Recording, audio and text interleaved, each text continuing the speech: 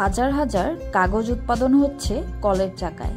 মোড়কীকরণ শিল্পে ব্যবহারযোগ্য কাগজের বাক্স, প্যাকেট এভাবেই তৈরি হচ্ছে কেরানীগঞ্জের রাজেন্দ্রপুরের একটি কারখানায়।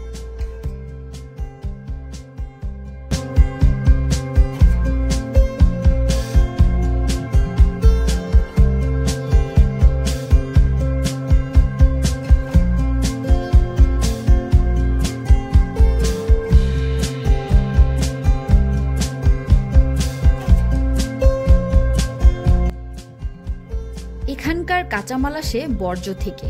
ডাস্টবিন কিংবা রাস্তাঘাটে ফেলে দেওয়া কাগজ কলের চাকায় পিষ্ট হয়ে বিভিন্ন প্রক্রিয়ায় তৈরি হচ্ছে কাগজের ব্যাগ, প্যাকেট এবং বিভিন্ন ধরনের কাগজের বাক্স।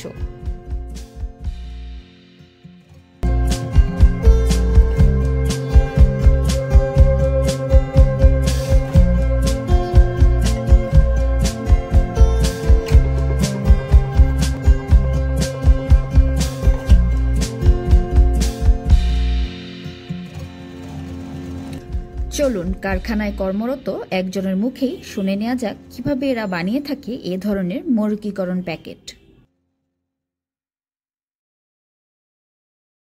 এখানে 10 বছর যাবত চাকরি করি।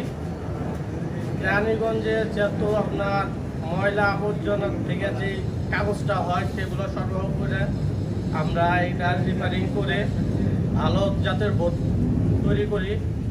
তো সেগুলো দিয়ে আবার জুতার বাক্স, শাড়ির বাক্স, তারপর আপনার এই মিষ্টির বাক্স, তারপর আপনার ক্লিপ বোর্ডের বাক্স, ফাইল, পোর্ট ফাইল, বইয়ের মলক এগুলো তৈরি করি। তো সরকার যদি আমাদের সাহায্য করে তাহলে আমরা এগুলো দিয়ে আরও ভালো কিছু করতে পারবো।